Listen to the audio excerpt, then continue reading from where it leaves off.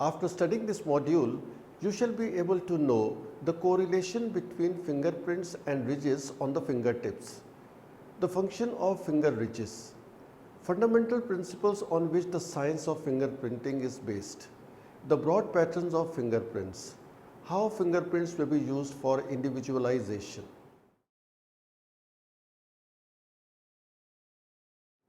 Fingerprints are the distinctive ridges appearing as corrugated lines on the tips of fingers and thumbs. The corrugation results due to rising of a portion of the upper layer of fingertip skin slightly above the normal level. Since the upper layer of skin is called epidermis, the finger ridges are also referred to as epidermal ridges. The depression between two ridges is called a furrow or a valley. The ridges and valleys form a complex curved pattern on the fingertips. The pattern on each finger of a person is so unique that it is not repeated on another finger of the same person or on the fingers of any other person. This makes fingerprints the most infallible means of identification. Locating a fingerprint. Locating a fingerprint often requires a vigilant and calculated search. However, in circumstances where the print is visible to the naked eye, finding a fingerprint is relatively easy. The more intricate searches take place where the print is present on a surface but not visible. The type of fingerprint left behind usually determines the amount of time and effort investigators must put into locating the print. According to forensic science, there are three types of fingerprints. First is the patent print, which are easy to locate since they are visible to the naked eye. Patent prints occur when someone has a substance on their fingers such as grease, paint, blood or ink that leaves a visible print on a surface. The second type is plastic prints, which are also easy to locate but are less common than patent prints since they occur when someone touches an object such as wax, butter or soap and leaves a three-dimensional impression on the finger of the object. The third type of fingerprints are latent prints. These are the most common types of prints and take the most effort to locate them since they are invisible. Latent prints occur when someone touches any porous or non-porous surface. The natural oils and residues on finger leave a deposition on the surface which is the mirror image of the ridges and furrows that are present on the individual's fingers. Investigators often follow a two-phase process when searching the fingerprints. The first phase involves looking for patent and plastic prints since they are visible. Oftentimes, a flashlight is used during this phase. The second phase involves a blind search for latent prints. To narrow down the search, investigators usually focus on the entry and exit points that the suspect used and any item that appears to have been disturbed, such as an overturned lamp or possible weapons. The type of surface being searched for fingerprints often determines the technique employed by the investigator. Functions of finger ridges. We touch things every day: a coffee cup, a car door, a computer keyboard. Each time we do, it is likely that we leave behind our unique signature in our fingerprints. No two people have exactly the same fingerprints. Even identical twins with identical DNA have different fingerprints. This uniqueness allows fingerprints to be used in all sorts of ways, including for background checks, biometric security, mass disaster identification, and of course, in criminal situations.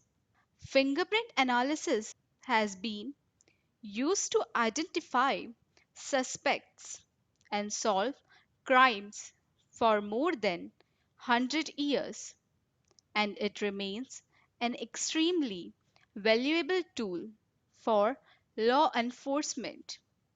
One of the important uses for fingerprint is to help investigators link one crime scene to another involving the same person. Fingerprint identification also helps investigators to track a criminal's record, their previous arrest and convictions to aid in sentencing, probation, parole, and pardoning decisions. Finger ridges have an average width of 0.48 millimeters in males and 0.43 millimeters in females. First, they increase security of contact with objects.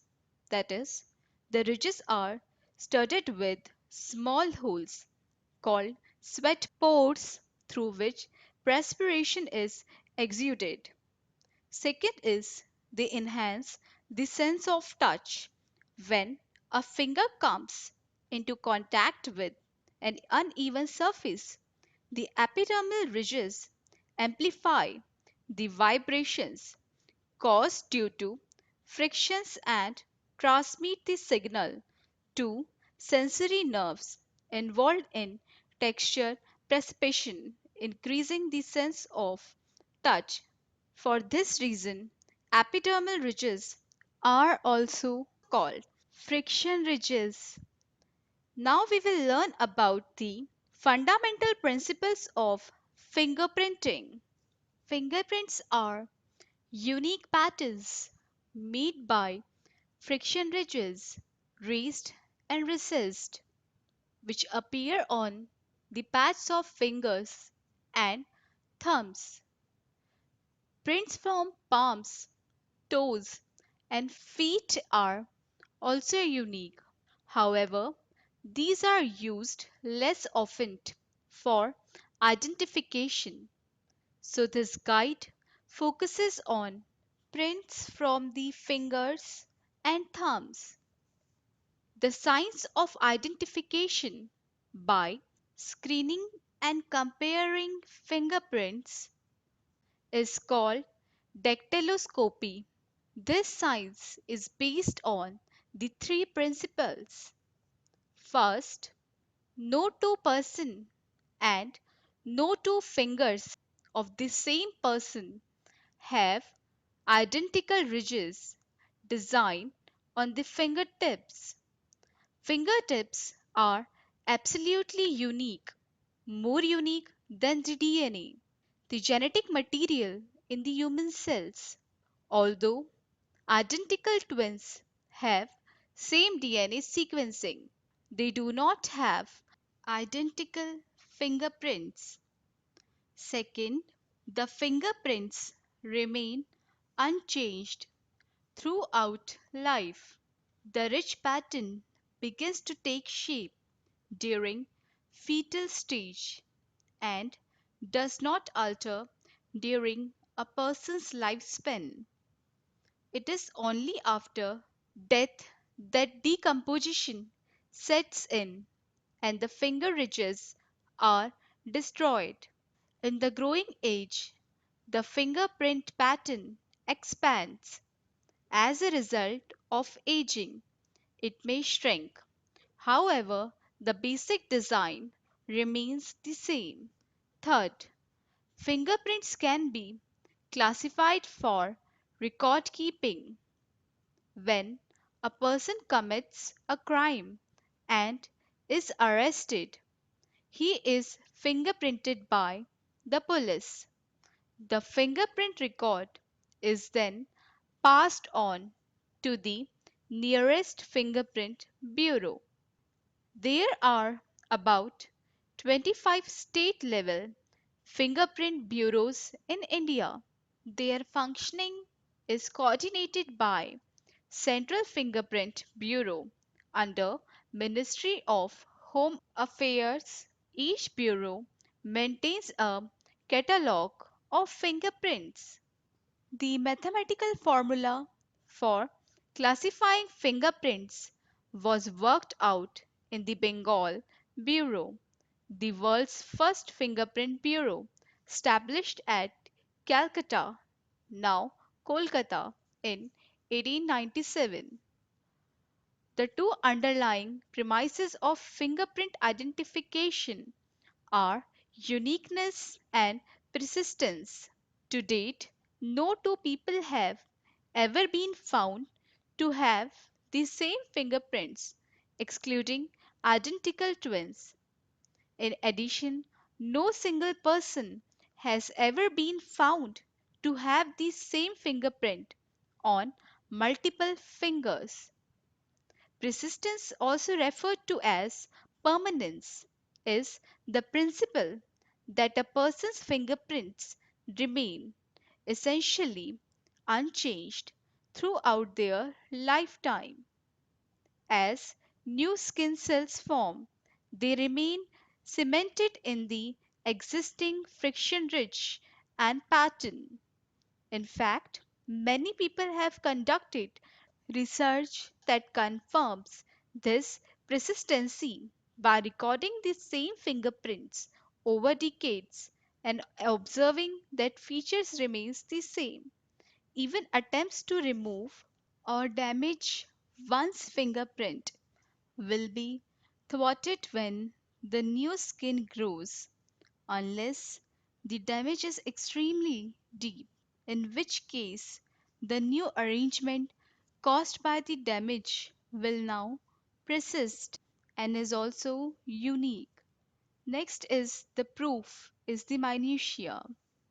Analysts use the general pattern type, that is, loop, whirl, or arc, to make initial comparison and include or exclude a known fingerprint from further analysis. To match a print, the analyst uses the minutiae or ridge characteristics to identify specific points on a suspect fingerprint with the same information in a known fingerprints. For example, an analyst comparing a crime scene print to a print on a file would first gather known prints with the same general pattern type. Then, using a loop, compare the prints side by side to identify specific information within the minutiae that match. If enough details correlated, the fingerprints are determined to be from the same person. Now let us learn about fingerprint patterns. There are three broad patterns of fingerprints, that is, the arcs, loops, and the whirl. In arc pattern, an epidermal ridge starts from left or right, rises like a tent, and flows back to the right or left. In loop, the ridge initiates from left or right, recurves and comes back to the left or right.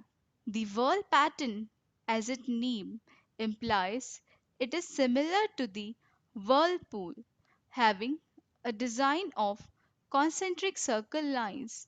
As has already been stated, arcs, loops, and whirls represented only a broad classification of fingerprint patterns.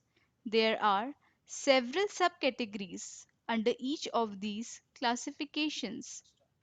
The fingerprint, such as the print left when an inked finger is pressed onto paper, is that of the friction ridges on that particular finger.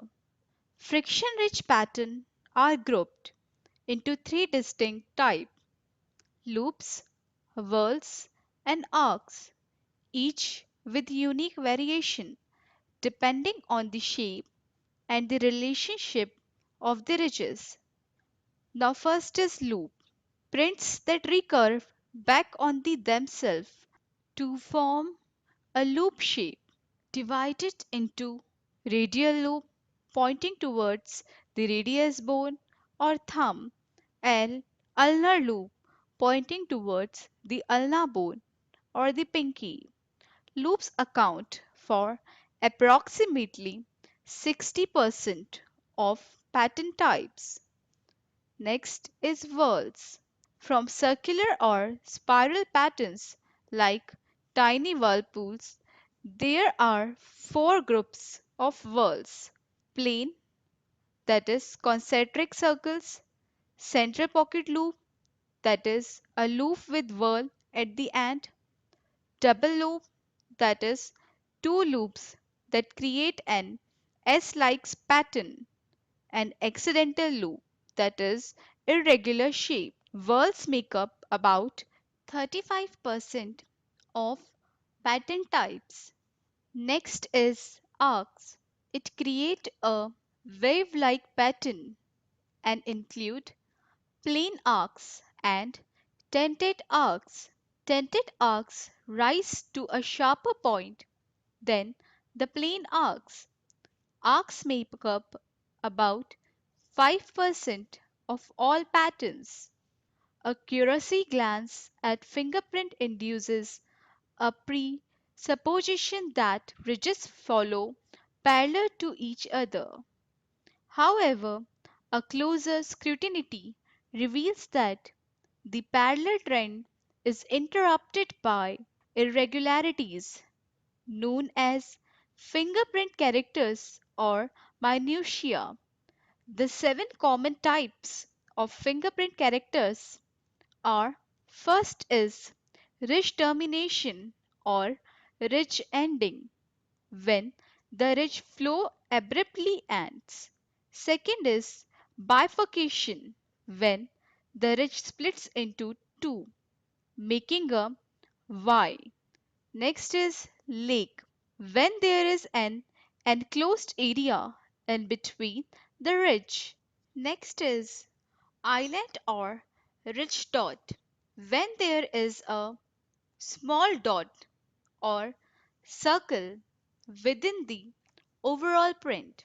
Next is short independent ridge, when there is a relatively small ridge within the overall pattern. Next is hook or spur, when a small curved ridge is attached to a regular ridge. Next, crossover. In this, two parallel ridges are joined by a single small ridge. For example, three minutiae are identified. These are bifurcation, ridge ending or termination, and island or ridge dot. A set of minutiae within the overall pattern makes each fingerprint unique. In no two fingers, identical minutiae could occupy exactly similar position, even if the overall ridge pattern, that is, arc, loop, or whorl, is the same. In case of identical twins, the overall ridge pattern on similar fingers of the siblings is identical. For example, if one sibling has an arc pattern on left thumb and other sibling too have the arc pattern on the left thumb. Nevertheless, the location of minutiae in the two fingers will vary. Thus, even identical twins can be individualized by fingerprints. If a finger is superficially injured to a depth of 1 millimeter or less, a part of the ridge pattern or some of the ridge characters get temporarily damaged. Upon healing, the pattern and characters reappear in their original form. However, a deeper injury causes permanent damage to a portion of ridge pattern and ridge characters. In such cases, a scar remains even after the finger is healed. Yet, it does not render the fingerprint useless as far as identification is concerned. On an average, there are about 80 ridge characters in a fingerprint. According to the Indian law, the location of 8 characteristics is enough to individualize a person. This means that if the placement of 8 characteristics in a fingerprint lifted from a crime scene matches with the inked fingerprint of a person, then the latter is the accused. Thus, even 1/10 of total characters on a fingertip can be visualized. The identity of the person can still be established. Fingerprints can be used in all sorts of ways. First, it provides biometric security. For example, to control access to secure areas or systems. Second, identifying amnesia victims and unknown deceased, such as victims of major disasters, if their fingerprints are on file. Next, conducting background checks, including application for government employment, defense, security clearance, concealed weapon permits, etc. Fingerprints are especially important in the criminal justice realm. Investigators and analysts can compare unknown prints collected from a crime scene to the known prints of victims, witnesses, and potential suspects to assist in criminal cases. For example, a killer may leave their fingerprints on the suspected murderer weapon. A bank robber's fingerprint may be found on a robbery note. In an assault case, the perpetrator may have left fingerprints on the victim's skin. A burglar may leave fingerprints on a broken window pane. A thief's fingerprint may be found on a safe. In addition, fingerprints can link a perpetrator to other unsolved crimes if investigators have reason to compare them, or if prints from unsolved crime turn up as a match during a database search. Sometimes these unknown prints linking multiple crimes can help investigators piece together enough information to zero in on the culprit.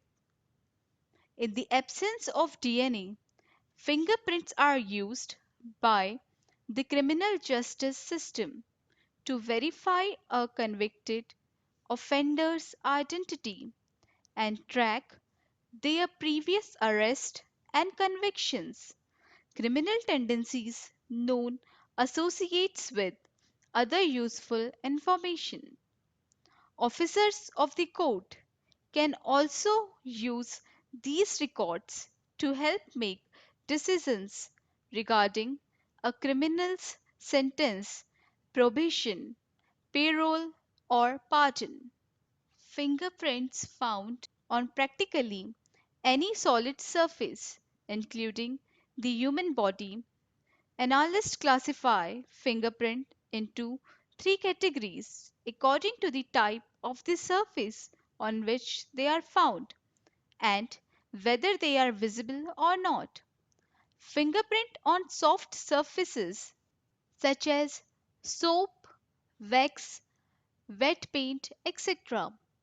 are likely to be three-dimensional plastic prints. Those on hard surfaces like patent or latent prints which are visible and invisible.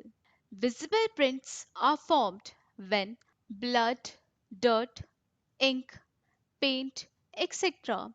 is transferred from a finger or thumb to a surface. Patent prints can be formed on a wide variety of surfaces like smooth or rough, porous such as paper, cloth or wood, or non-porous such as metal, glass, or plastic. Latent prints are formed when the body's natural oil and sweat on the skin are deposited onto another surface. Latent prints can be found on a variety of surfaces. However, they are not readily visible, and detection often requires the use of fingerprint powder, chemical reagents, or alternate light sources. Generally speaking, the smoother and less porous a surface is, the greater the potential that any latent print present can be found and developed. Summary. The science of fingerprinting is based on the premise that no two persons and no two fingers of the same person have identical designs on their fingertips. Moreover, fingerprints remain unchanged from birth till death. These may be classified for criminal record keeping. There are three broad patterns of fingerprints: arches, loops, and whorls. Within these patterns are embedded irregularities called fingerprints characters or minutiae. On an average, 80 minutiae are present on a fingertip. The position of only 8 is required to individualize a person. Thus, even a partial print found at a scene of crime is enough to establish the identity of the accused.